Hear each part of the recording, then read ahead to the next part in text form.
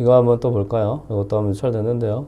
지금 22명이 낙찰됐고 미납을 했네요. 21억에 낙찰됐죠. 쭉 보니까 아무런 문제 없어요. 그리고 근저당이 2017년 5월 19일로 되어 있습니다. 아마 요거는 시세에 대한 부분인 것 같아요. 그리고 이거는 또 말씀드렸지만 이런 물건을 들어갈 때 꼭 대출에 대한 부분을 확인하십시오. 대출에 대한 부분을 확인을 해야 여러분들이 안전하게 투자할 수 있습니다. 그리고 문건 송달력을 한번 볼게요. 보면 저분이 채무가 매수인이 무언가를 했는가라고 확인해서 보면 여기에 아무것도 없습니다. 그랬다는 거는 저거는 아마 대출에 대한 부분이 지금 잘 안 돼서 낙찰받고 나서 저거는 그랬다 생각하면 됩니다. 그러면 이것도 여러분들이 입찰 들어가기 전에 대출에 대한 부분만 잘 확인하시면 됩니다. 이건 문제 없어요.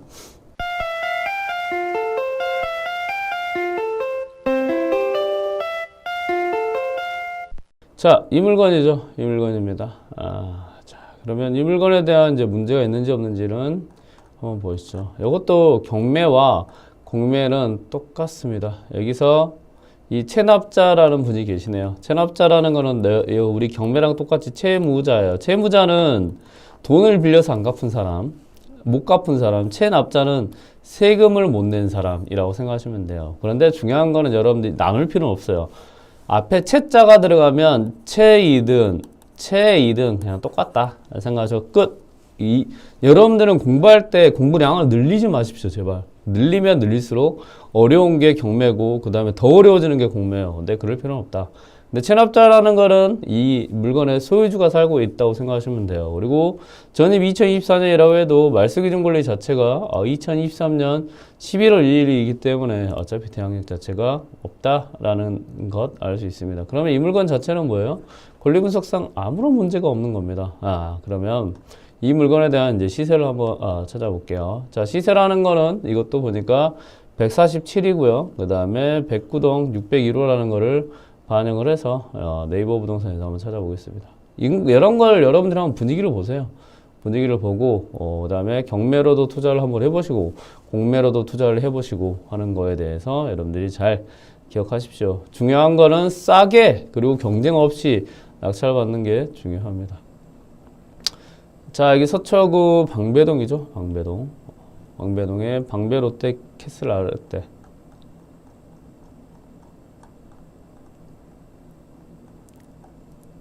이런 분위기가 상승할 때 여러분들이 무엇으로 먼저 선정을 해야 되는지 이런 거를 좀 알려드리고 싶어요.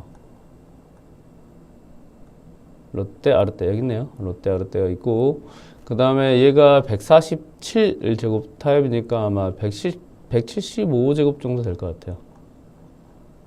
그쵸? 175제곱. 그러니까 물건 하도 많이 보니까 공급하고 전용, 그러니까 공무원 봐도 전용 어느 정도 제가 눈에 들어옵니다. 147제곱짜리네요. 자, 그러면 지금 147로 해서 일반 매물로 나온 애와 그 다음에 175죠. 175로 돼서 매물로 나온 애와 그 다음에 이 시세 이거 그 다음에 팔리는 가격 어떻게 되는지 한번 볼게요. 시세 실거래가 175제곱 보니까요. 최근에 이렇게 막 팔리네요. 그렇죠? 이게 중요한 지표예요. 자, 여기서 보니까 자, 3일에 매매 팔렸습니다. 얼마에 팔렸어요? 28억 5천에 팔렸어요. 팔렸는데 지금 이게 2층입니다. 2층이에요. 중요한 거는. 그러면 뭐 지금 이 물건 6층이라고 하면 29억이 감정가였거든요. 그러면 감정가가 거의 지금 시세에 준할 수 있겠다라는 거를 알 수 있네요. 자, 이 물건 한번 다시 한번 볼게요. 자, 지금 얘보다 낮은 2층이 28억 5천에 팔렸거든요. 근데 이 물건 얼마에 낙찰받았다고요? 26억 6천에 낙찰받았습니다. 그러니까 한 3억 지금 싸게 낙찰을 받았네요. 그쵸? 이게 공매예요. 3억 싸게 아예 지금 시세보다 싸게 낙찰받았습니다. 경매는 지금 시세보다는 싸게 낙찰 못 받았죠. 그런데도 15명이 들어왔습니다. 중요한 건 몇 명이 들어왔냐 이거죠. 그러니까 공매 같은 경우는 지금 분위기에서는 상승분이 반영이 안 돼요. 보통 공매는 그렇습니다. 경매는 상승하는 그런 어떻게 분위기까지 반영이 되거든요. 그래서 가격이 올라오고 많은 분들이 입찰을 하는데 공매는 상승할 때 상승분이 반영이 안 되고 오히려 지금 이런 애를 낙찰 받아 놓으면 이 상승분을 향후에 반영을 해서 훨씬 더 시세책을 노릴 수 있는 거죠. 그러면 경쟁자들이 이제 몇 명이나 들어왔는지 한번 볼 수 있도록 하고 지금은 얼마에 팔려고 나왔는지 한번 보겠습니다. 여기 보니까 얘가 6층이거든요. 6층인데 여기서 보니까 저층이 30억, 그 다음에 얘는 한 1층 쪽 29억, 그 다음에 33억, 그래 31억, 그러니까 약 31억 정도에 살려고 나왔네요. 이거를 지금 26억에 낙찰 받았으니까 싸게 낙찰 받았겠죠. 그리고 지금 여기 가격이 계속 올라간다는 것을 이제 알 수 있죠. 자, 그러면 여기에서 몇 명의 입찰 들어갔는지 여러분들도 궁금하실 거예요. 저도 궁금하네요. 원비드로 들어가시고 여기 들어가시면 됩니다. 그리고 로그인을 하시고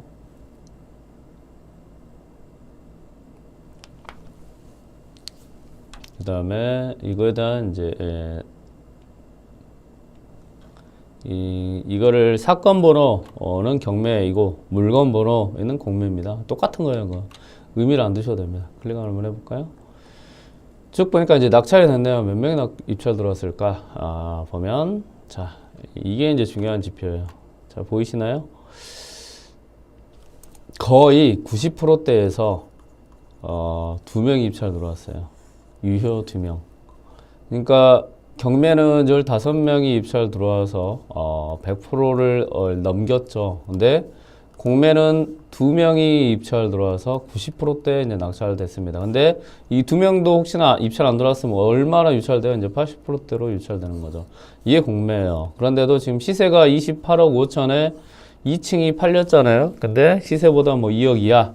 그리고 지금 매매하는 것보다 뭐 4에서 4억에서 5억 정도 이하로 최근에 이게 8월 29일이니까 10일 전이네요. 10일 전에 낙찰이 된 물건인데도 공매 분위기가 이렇습니다.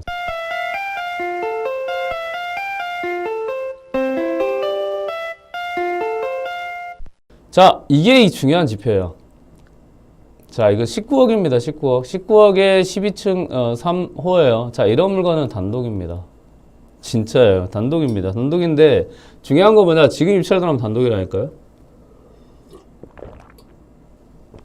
단독인데 왜냐면 이제 권리 분석을 볼게요. 일단은 공매는 100% 안 넘깁니다. 거의 100%를 안 넘깁니다. 그 말에서 제가 그래서 단독이라는 거예요. 그러면 어떻게 돼요? 100%대 지금 시세 조사를 하면 돼요. 그러면 이런 물건은 90%까지 유찰이 될 거예요. 그러면 어떻게 되냐? 100%에서 90% 사이에서 낙찰될 거예요. 근데 제가 생각할 때는 한 92, 3%의 낙찰 가능성이 굉장히 높죠. 왜? 또 말씀드리지만 공매이기 때문에 그렇습니다. 그만큼 사람들이 입찰을 안 합니다. 자, 그러면 권리 분석 한번 할게요. 이거는 10월 14일에 입찰 들어갈 물건입니다. 지금 진행하는 물건이에요. 그리고 59타입이에요. 부가세가 없는 물건인 거죠. 자, 그러면 이 물건은 권리 분석 한번 해보고 물건 2개 찾아왔으니까 그것까지 마무리하고 제가 오늘 끝낼 수 있도록 하겠습니다.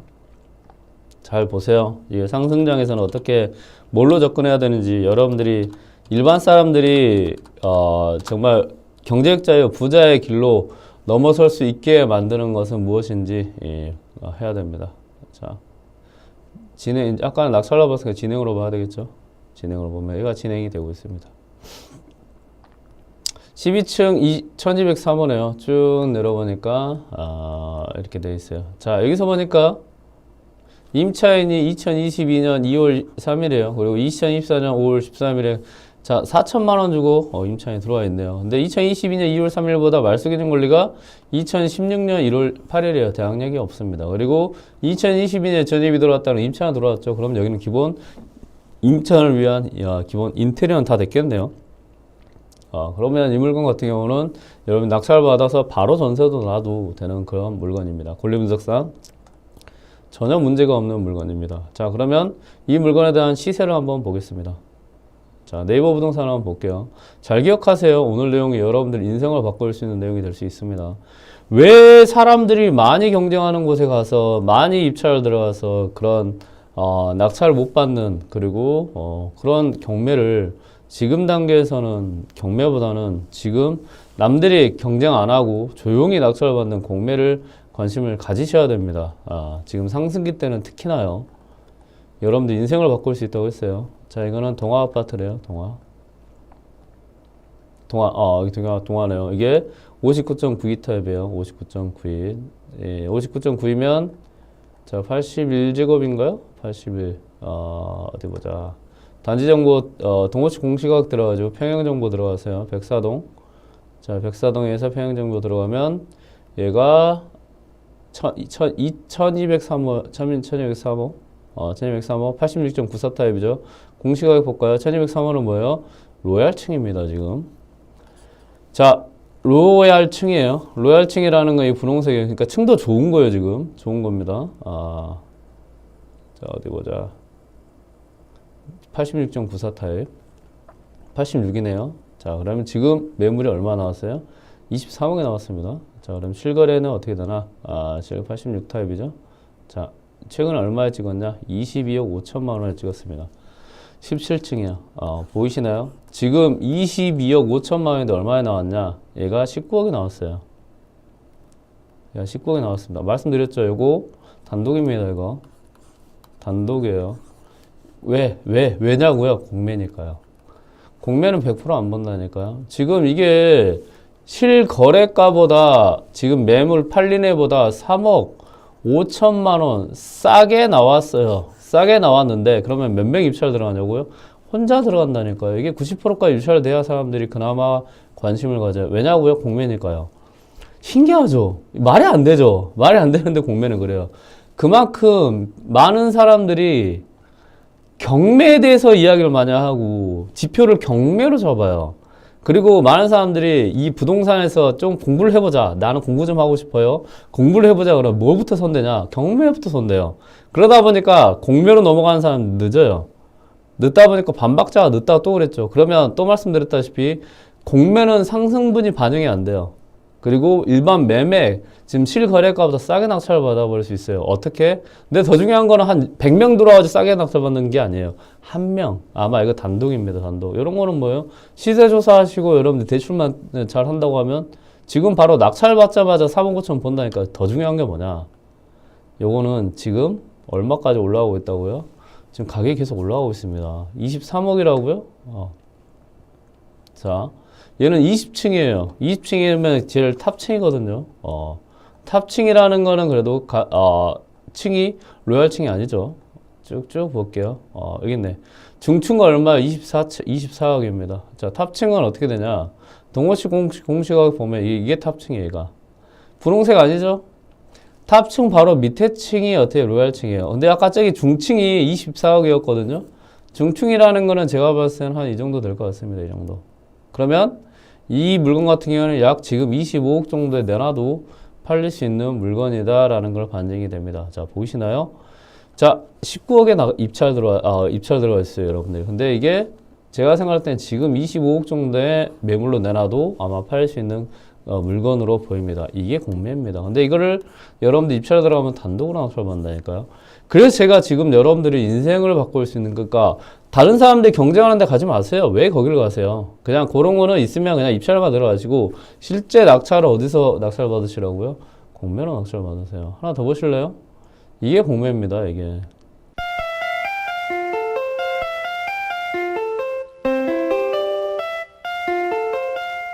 자, 이 물건은 진짜 특이하다. 얘 같은 경우는요, 2023년 12월 14일이네요. 약 한 9개월 정도밖에 올라오고 있지 않아요. 그런데도 가격이 굉장히 높습니다. 자, 이 물건 같은 경우는 왜 그런지 권리 분석이랑 그 다음 시세를 한번 볼 수 있도록 하겠습니다. 자, 2023년 12월 14일에 한번 가격이 유찰됐고요. 그 다음에 70억이네요. 70억까지 지금 가격이 떨어졌습니다. 그럼 먼저 시세를 한번 보고 조사를 해볼 수 있도록 할게요.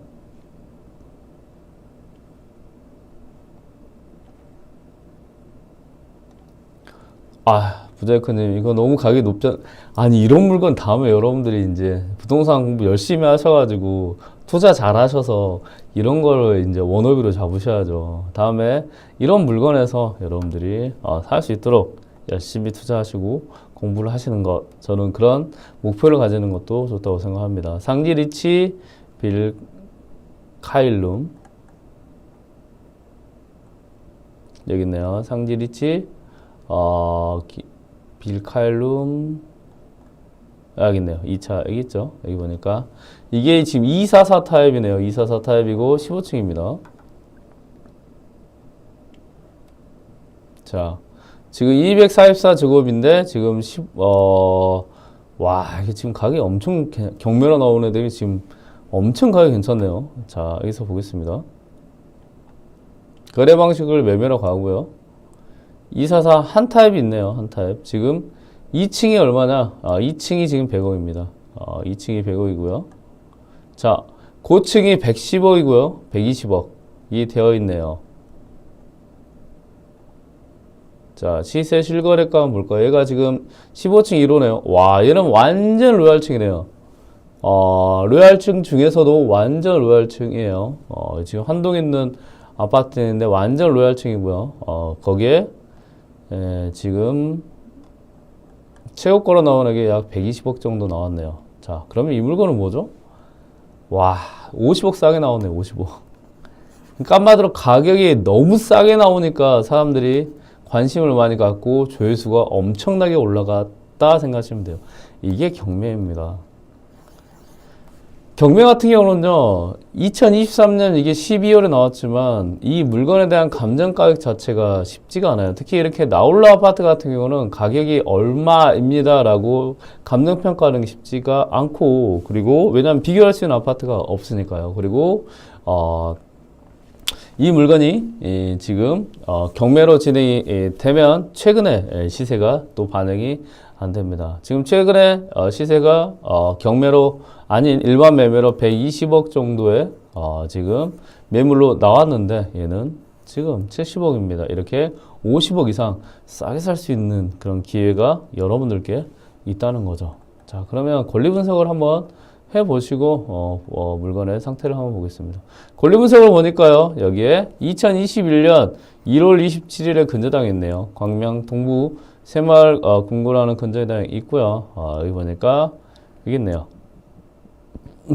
박지은이라는 분이 계시고 2018년 3월 6일이네요. 근데 아까 말숙이진 권리가 2021년이었거든요. 얘보다 지금 뭐예요? 빠른 대항력 있는 임차인으로 보이는 사람이 있네요. 여기서 여러분들이 중요하게 봐야 되는 게 뭐냐? 이 무상 임차 계약 확인서입니다. 이게 은행에서 제출을 해줬거든요. 특히 여러분들이 이런 대항력 있는 임차인 것 같이 보이는 물건 같은 경우는 뭘 꼭 확인하냐? 무상 임차 계약서 확인서를 확인을 해야 됩니다. 이 확인서를 왜 확인을 해야 되죠? 최근 판례에서는 무상 임차 계약서 확인서가 있는 경우에 이 사람을 대항력을 인정을 해주지 않는다라는 판례가 있습니다. 근데 중요한 건 뭐냐? 얘가 법원에 제출이 돼야 돼요.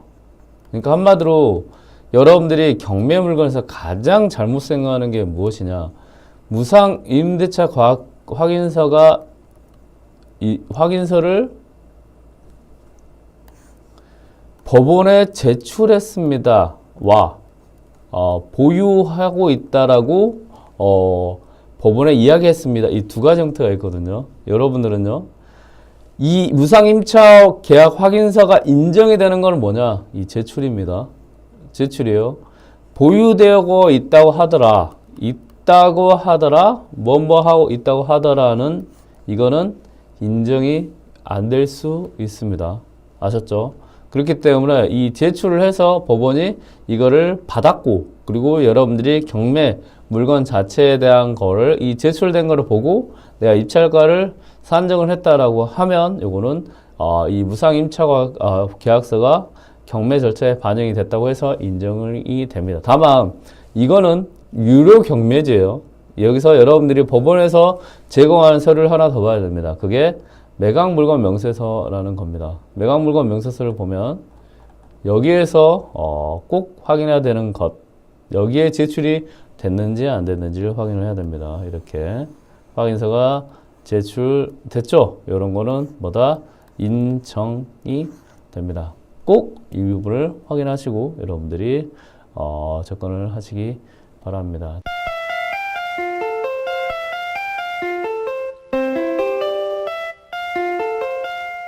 100%예요, 100%. 100%라는 거는, 지금 이게 35억이라는 게, 이제 어떻게 보면 처음 시작가입니다.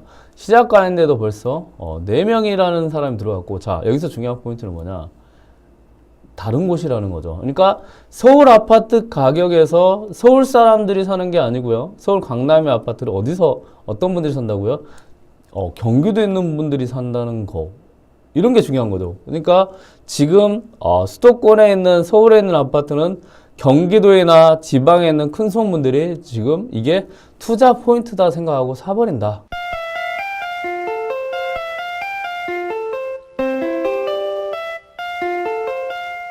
자, 이 물건은 이제 공매라는 걸로 이제 낙찰이 된 물건인데 여기서 보시면 잘 안 보이시죠? 제가 좀 크게 보여드리겠습니다. 아마 폰으로 보신 분은 잘 안 보실 거예요.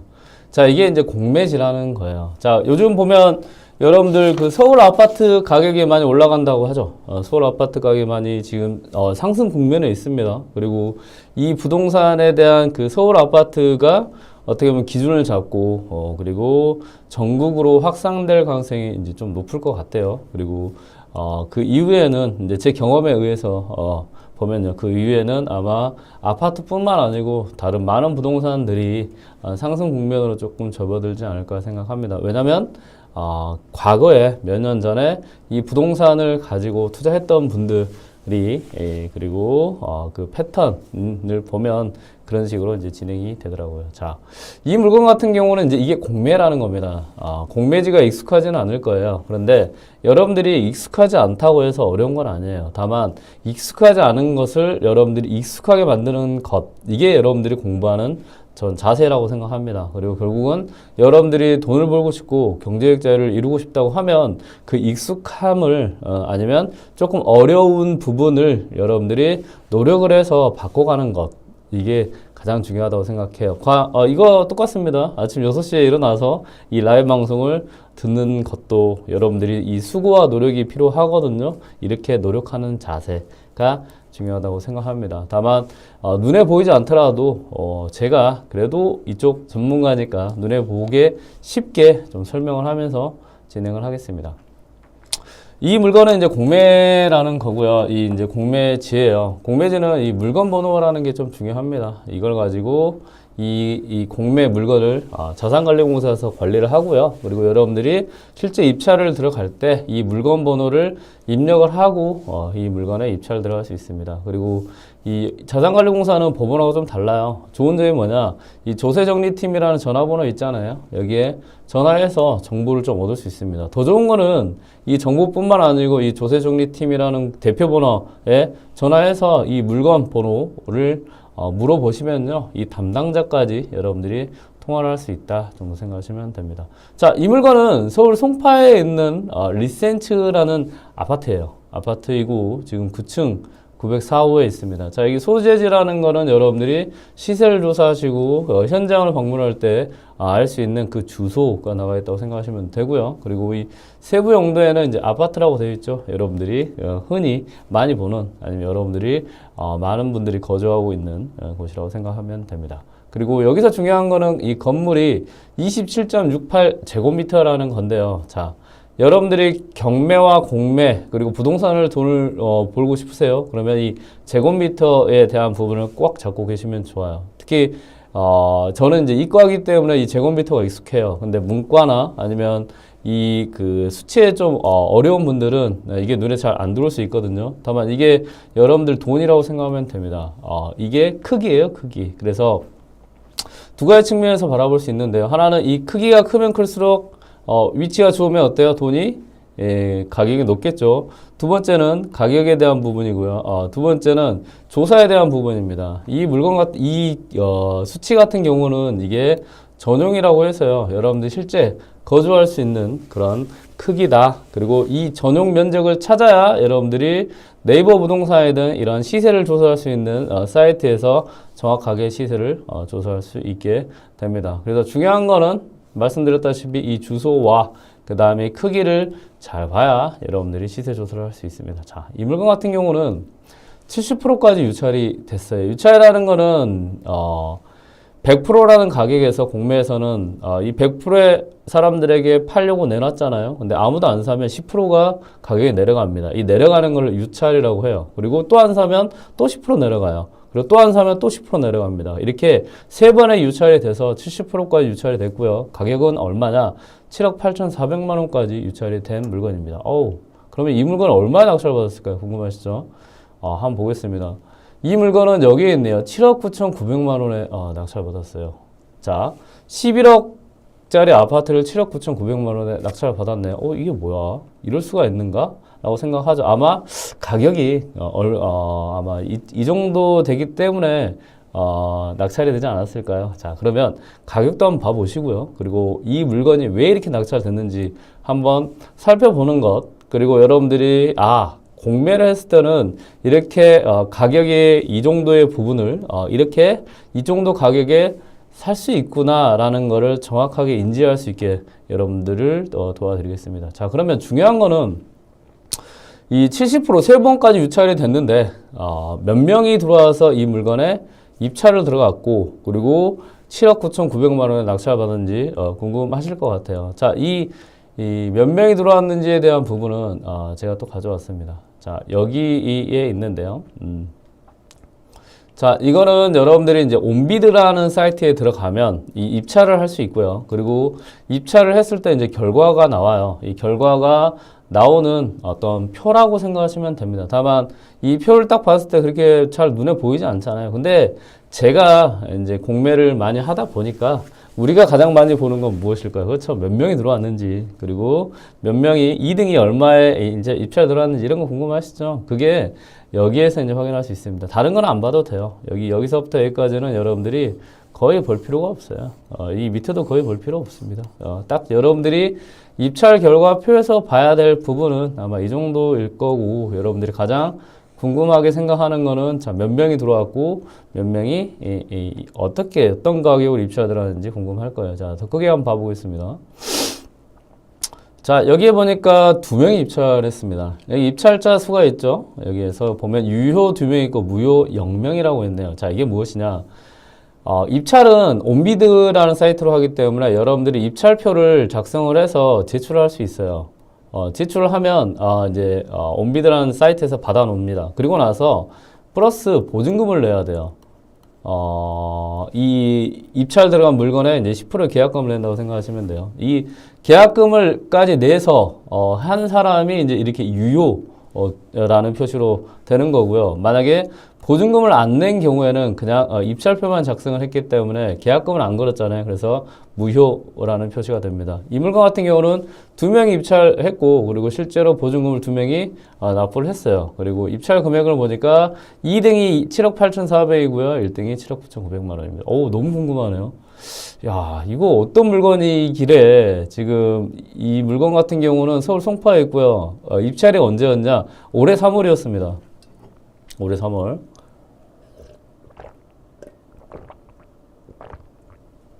올해 3월에 7억 9,900만 원에 이제 낙찰 받았네요. 자, 그러면 이 물건 시세조사 한번 해보시죠.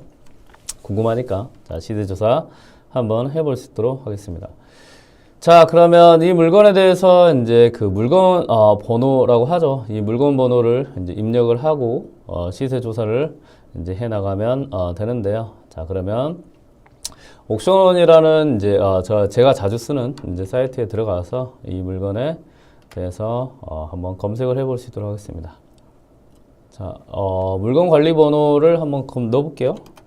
물건 관리 번호와 뭐 사건번호 이런 건 큰 의미 없어요. 그냥 이거는 자산관리공사, 경매에서는 법원에서 이 부동산을 그냥 숫자로 몇 개인 거를 그냥 매년 관리하기 편하게 위해서 그냥 만들어 놨다 정도 생각하시면 됩니다. 다만 이걸 잘 적어야 여러분들이 그래도 입찰이라는 걸 할 수 있으니까요.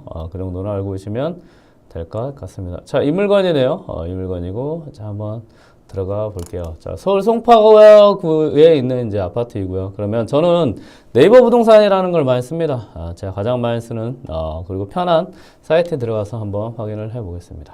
자, 아파트이고요. 서울에 들어가서, 자, 좀 더 크게 봐볼까요? 자, 송파구, 잠실동이죠. 여기 보니까 리센츠라고 되어 있네요. 리센츠. 리센츠 여기 있네요. 리센츠라고 되어 있고요. 자, 이 물건은 지금 27.68제곱이거든요. 자, 다시 한번 보여드리겠습니다. 자, 여러분들이 중요하게 봐야 될 거는 이제 이거예요, 이거.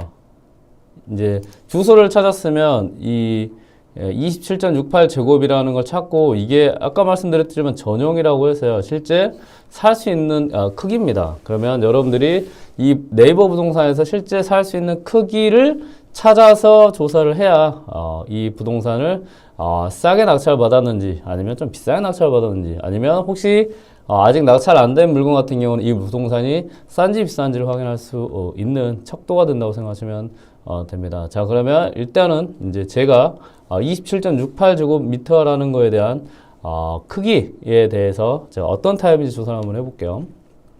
이 단지 정보 보면 여기 밑에 이렇게 나와 있습니다. 여기 쭉 보니까 뭐가 많죠. 타입이 거의 한 뭐 20개 정도 됩니다. 아파트 타입이 너무 많죠. 그러면 이 타입에 대해서 이걸 다 일일이 클릭을 해서 찾아보는 방법도 있어요. 일일이 클릭하면 뭐 27.68이 있네요. 뭐야 이거? 엥? 얘도 27.68이네요. 어라? 27. 얘도 68이네요. 자, 무슨 말이냐고요? 이 뒤에 있는 게 전용입니다. 이 뒤에 있는 게 여러분들 실제 시세 조사에 해야 되는 전용 면적이고요. 얘가 이제 공용까지 같이 해서 뭐 엘리베이터, 주차장까지 같이 한 공급 면적이라고 생각합니다. 다만 이 타입이 지금 3개가 같아요. 그러면 여기서 여러분들 확인할 수 있는 방법이 이 동호수 공시가격으로 들어가면 됩니다. 여기서 들어가 가지고요. 이게 243동이거든요. 243동을 클릭을 하고요. 그리고 클릭하면 이제 이렇게 나와요. 여기서 평형 정보를 들어가시면, 자, 이게 904호거든요. 904호라고 하면 타입이 42.52C 제곱 타입이라고 되어 있네요. 그러면 여러분들이 찾아야 될 거는 이 왼쪽에 있는 곳에서 거래 방식과 면적 그리고 동을 가지고 이 부동산과 비슷한 가격을 한번 찾아보는 겁니다. 자, 한번 볼게요. 거래 방식을 일단은 여러분들이 이 부동산을 일단은 지금 살려고 공매를 물건을 보고 있으니까 매매로 한번 해보겠습니다. 매매가 살고 파는 거죠. 매수, 매도라는 표현을 합니다. 전체 면적이 42.C 제곱 타입이었죠. 이렇게 되어 있습니다. 여기서 보니까 42.C 제곱 타입이고요. 그게 243동, 244동 뭐 비슷하게 되어 있더라고요. 자, 그러면 이걸 한번 가격을 한번 보겠습니다. 지금 가격이 얼마죠? 11억 8천만 원에 지금 매물로 나와 있고, 그리고 한번 클릭을 한번 해보겠습니다. 타입이 이렇게 되어 있다는 것을 알 수 있네요. 방 하나이고요. 그리고 여기서 보니까 뭐 거실 있고 발코니 있고 막 여러 가지가 있네요. 자, 그러면 이 물건을 다시 한번 봐보겠습니다. 7억 9천만 원에 이제 낙찰을 받았는데 얘와 비슷한 물건이 지금 11억 얼마였죠? 5천 정도 됐었나요? 11억 5천만 원 정도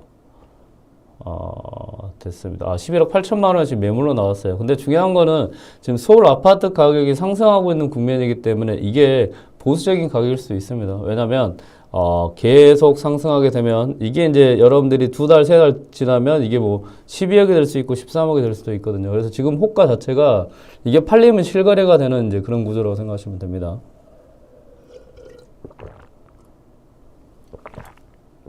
제가 물 좀 먹으면서 할게요. 죄송합니다. 혹시 물 먹는 소리가 거슬린다고 하시면 조그만 양해 부탁드리겠습니다. 자, 그러면 이 물건은 자, 11억 8천만 원에 이제 나왔어요. 11억 8천만 원에 매물로 나온 애가 7억 9천만 원에 낙찰 받았습니다. 몇 명 들어왔다고요? 2명이 입찰 들어갔네요. 와, 이게 뭐죠? 올해 3월에 지금 약 8억에 낙찰받은 분은 벌써 시세차익을 3억 8천, 약 4억 정도 시세차익이 날 수 있는 그런 가능성이 있네요. 아하, 그러면 이게 혹시 공매에서 또 문제가 있어서 그러지 않을까요? 충분히 그럴 수 있겠네요. 문제가 있기 때문에 이 물건에 대해서 사람들이 관심을 안 갖고, 그리고 그 문제 때문에 입찰을 많이 안 했을 가능성이 높다라고 저도 판단이 됩니다. 이거를 제가 왜 이렇게 입찰이 됐고, 왜 두 명이 낙찰을 받았고, 그리고, 왜 두 명이 입찰했고, 왜 이 사람이 이 7억 9천, 약 8억의 낙찰 받았는지에 대해서 제가 이거를 분석을 해드리려고 해요. 그래서 매일 아침 6시에 이렇게 물건을 가지고 여러분들이 놓쳤던 물건이든 아니면 좀 조심해야 될 물건이든 이런 물건을 가지고 여러분들이 이제 제가 알려드리는 방식으로 확인을 해보시고 그러면 여러분들은 이제 여러 가지를 얻을 수 있을 것 같다고 저는 생각합니다. 첫 번째는 정말 경매 공매가 돈이 되는구나. 두 번째는 이런 물건은 이렇게 접근하면 진짜 싸게 낙찰을 받을 수 있겠구나. 세 번째는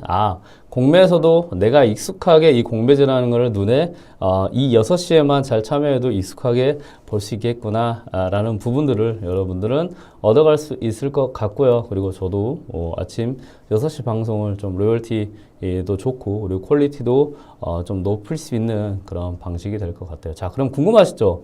너무 궁금하지 않으세요?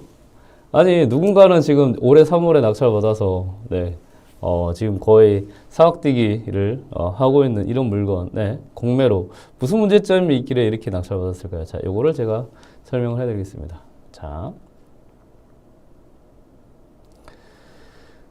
첫 번째 제가 좀 확인을 해보니까요, 이게 있었어요. 자, 이게 무엇이냐? 자, 잘 안 보이시죠? 무슨 말인지 잘 모르겠죠? 자, 이거는 공매라는 물건에서 누군가가 이제 입찰했을 때 입찰 결과라는 게 쭉 표로 나오는 건데요. 자, 언제 누군가가 입찰했고 그 다음에 낙찰 받았다라는 거를 시간별로 나타내 주는 거예요. 자, 여기서 가만 보니까요. 여기 2023년 10월 12일에 여기 처음에 입찰이 진행이 됐고요. 그리고 나서 2023년 10월 26일에 여기 누군가 낙찰받았죠. 낙찰받은 다음에 다시 이렇게 진행이 됐잖아요. 이게 무엇이냐? 여러분들이 경매로 따지면 누군가가 낙찰을 받고 나머지 잔금 90%를 못 낸 다음에 다시 나오는 이런 거를 재매각 물건이라고 합니다. 한마디로 이렇게 공매에서도요.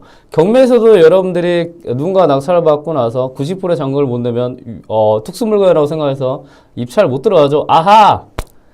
이것도 마찬가지네요. 지금 과거에 2023년 10월에 누군가 낙찰을 받았어요. 그래서 이 낙찰 받은 분이 이 미납을 했기 때문에 사람들이 이 공매 특수물건이라고 해서 입찰을 하지 않았다. 라는 지금 단서 하나가 보였네요. 그러면 여러분들이 이런 물건 권리 분석을 더 자세하게 꼼꼼하게 해야 되겠네요. 자, 그럼 좀 크게 해서 좀 잘 보이게 해드릴게요. 이거예요. 이 공매 온비디에서 들어가 보시면 이렇게 누군가 낙찰을 받았고요. 다시 이렇게 유찰로 진행이 되면 이거는 누군가가 낙찰을 받고 나서 90%를 못 냈어요. 잔금을 못 낸 미납 물건이 되는 거고 그 다음에 2023년 3월 7일에 다시 나온 겁니다. 그리고 70%대 낙찰을 받은 거죠. 그리고 여기 보면 부자이커님 여기 101%라고 되어 있는 이건 101%가 아니고요.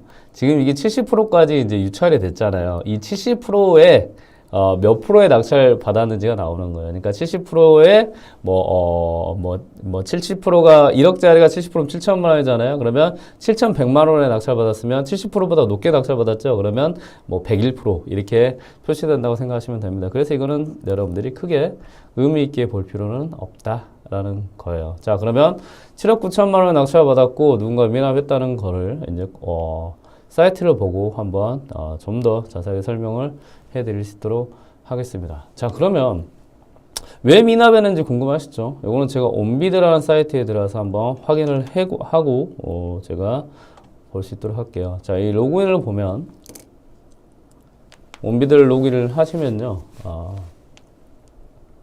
자, 여기에 물건 번호를 넣습니다. 물건 번호, 사건 번호 의미 두지 마세요. 검색을 하시면 이렇게 쭉 나와요. 여기에 제가 이제 검색한 결과 이렇게 나온 겁니다. 이 입찰 결과 5건 있잖아요. 그러면 여기에 쭉 보면 3개밖에 없는데 여기 더보기를 클릭하시면 돼요. 더보기를 클릭하시면 이렇게 쭉 나옵니다. 그러면 아까 이제 여러분들이 봤던 이 누군가가 지금 낙찰받은 금액이고요. 이게 10억 5천만 원에 낙찰받은 금액입니다. 자, 대부분의 분들이 공매, 경매에서도 특히 단독이라는 거 해서 혼자 낙찰받으면 내가 잘못 낙찰받았나? 그리고 시세를 다시 한번 보고 내가 뭐야 거의 시세에 낙찰받았네? 아니 시세보다 좀 더 높게 낙찰받았네? 라고 판단을 하면 미납되는 케이스가 많고 그런 케이스가 보통 50에서 60%의 퍼센테이지를 가지고 있을 정도로 굉장히 높습니다. 그래서 여러분들이 공매라고 해도요. 여기에 상세 이동으로 들어가서 몇 명이 입찰 들어왔는지 보면 알 수 있어요. 자 여기서 보니까 아까 또 설명해 드렸던 것 같이 유효가 한 명이죠. 그러니까 이 입찰 결과에서도 여러분 다른 거 볼 필요 없어요. 그러니까 이 서류 정보를 볼 때 포인트를 찍어서 여러분들이 알고 그 다음에 확인하는 게 가장 중요합니다. 그러면 이것만 봐도 이 입찰 결과에서 여러분들이 원하는 정보 다 얻을 수 있어요. 자, 한 명이 들어왔고요. 그리고 10억 5천만 원에 낙찰됐다는 거는 지금 단독이에요.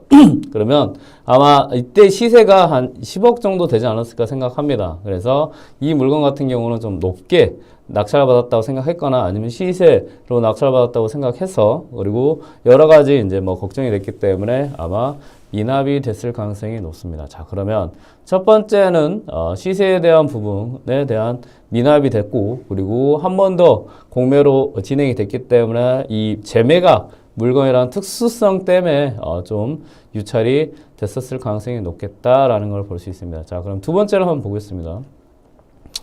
두 번째를 쭉 보니까 여기 지금 윤땡땡님이라는 분이 이제 전입이 되어 있네요. 이 전입일 날짜 여기 전입 날짜 있죠.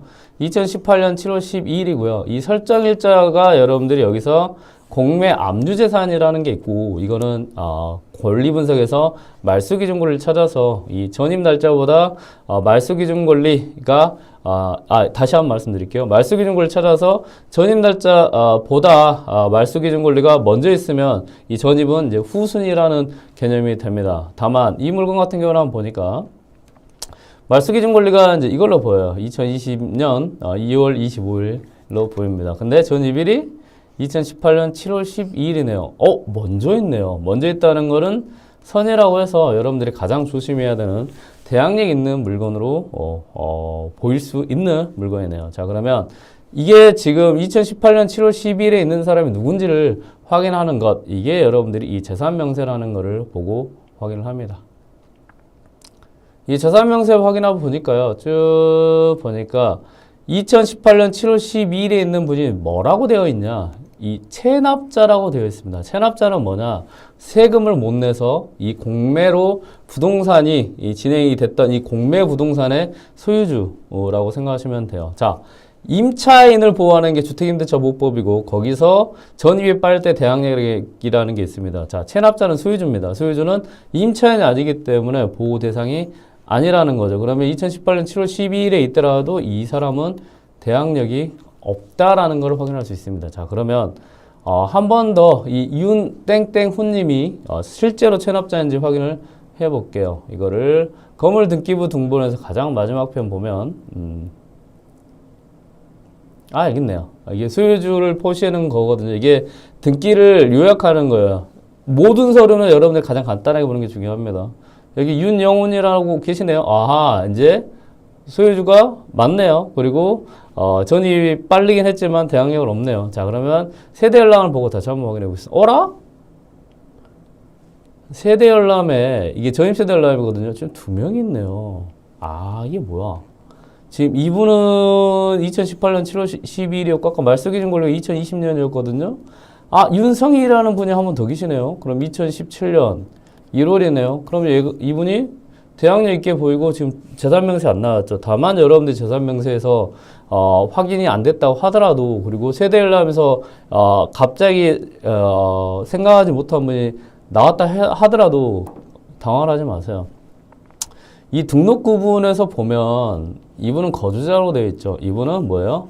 말소라고 되어 있습니다. 여기서 중요한 포인트는 뭐냐? 세대열람의 말소는 그냥 없애버리십시오. 이거는 없는 사람인 거예요. 한마디로 주민등록에 없어진 분이에요. 그런데 이 표시는 이분이 말소됐다는 표시를 보여주기 위해서 세대열람이 있을 뿐입니다. 자, 이제 두 번째 단서가 있었습니다.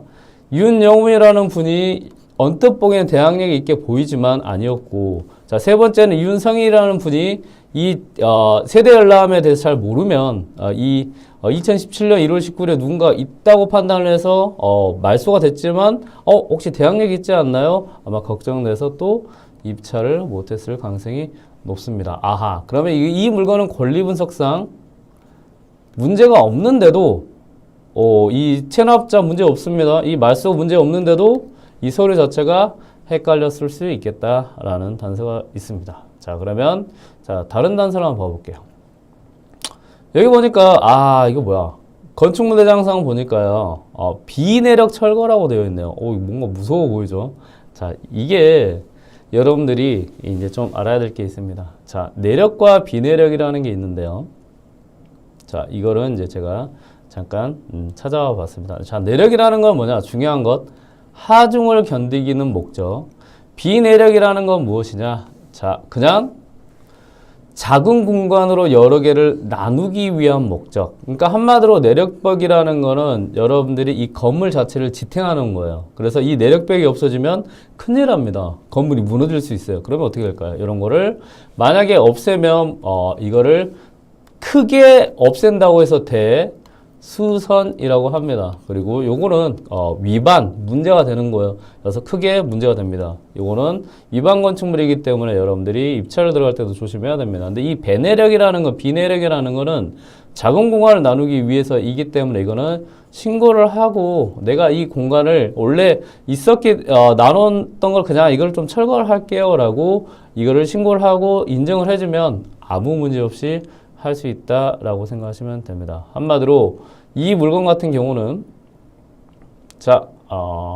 비내력으로 철거했지만 건축물 대장상 아무 문제가 없는 그런 물건입니다. 자, 결론은 무엇이냐? 이 물건 같은 경우는 아무런 문제가 없음에도 불구하고 지금 2명이 입찰에 들어가서 4억 뛰기를 올해 3월에 했다는 게 중요한 포인트죠. 자, 정리 한번 해드리겠습니다. 자, 이 공매로 진행이 됐을 때 누군가가 낙찰을 받았고 그 다음에 미납을 했다고 하면 이게 재매각이라고 합니다. 다시 한번 진행이 된다고 해서 재매각이라고 하고, 그리고 이 재매각 물건을 공매에서는 특히나 또 특수 물건이라고 해요. 그러니까 경매는 100명이 관심을 가지면 공매는 10명이 관심을 갖거든요. 거기에서 또 특수 물건으로 가버리면 한 2-3명이 관심을 갖습니다. 자, 첫 번째 단서, 특수 물건이라고 생각하기 때문에 입찰 안 들어갔지만 아까 처음에 낙찰받았던 사람이 높게 낙찰받아서 미납했을 가능성이 높기 때문에 문제가 없다라는 거를 이제 확인을 했습니다. 그리고 두 번째는 아까 전입세대 열람에 전입은 되어 있었죠. 그런데 이 전입세대 열람에 있는 사람이 체납자, 세금을 못 낸 사람이기 때문에 소유주예요. 그래서 주택임대차보호법에서 보호를 못 받기 때문에 문제 없는, 대항력 없는 임차인이고, 거기에 또 한 명이 더 있었지만 그 사람 같은 경우는 말소가 되었기 때문에 문제가 없다. 그리고 또 하나, 마지막으로는 자, 건축물 대장상 비내력을 철거했다고 되어 있지만 비내력은 공간을 구분하는 거이기 때문에 여러분들이 저게 신고가 됐고 그리고 정상적으로 철거가 됐다고 하면 전혀 문제가 없는 물건이다 라는 것을 알 수 있습니다. 자, 오늘 어떠셨어요? 제가 30분 만에 설명을 했습니다. 제가 이제 아침 6시 30분 공부는 여러분들께 낙찰됐던 물건을 가지고 이렇게 여러분들이 놓쳤던 포인트와 그리고 경매와 공매가 왜 돈이 되는지에 대해서 설명을 좀 해드리려고 합니다. 그래서 혹시나 제가 매일 아침 30분 정도 이렇게 물건으로 설명을 해드리고 그리고 다양한 물건으로 조금 해드릴 거예요. 아파트도 해드리고 뭐 다가구도 해드리고 그다음에 뭐 상가, 토지 그리고 여러 가지 물건을 여러분들이 좀 안목을 넓힐 수 있도록 해드리겠습니다. 그리고 이런 물건을 여러분들이 공부를 해서 돈을 버는 것, 이게 중요하니까요. 놓치지 마시기 바랍니다. 다만 제가 매일 아침에 하기 때문에 혹시 제가 조금 헷갈리거나 조금 잘못 본 경우도 있을 수 있을 거예요. 근데 아마 그러진 않을 겁니다. 거의 한 100개를 하면 하나 정도 그런 물건이 나올 정도로 제가 꼼꼼하게 확인해서 여러분들에게 좋은 정보와 퀄리티 높은 정보를 드릴 수 있도록 하겠습니다. I don't think so. No, no, no, no. It's never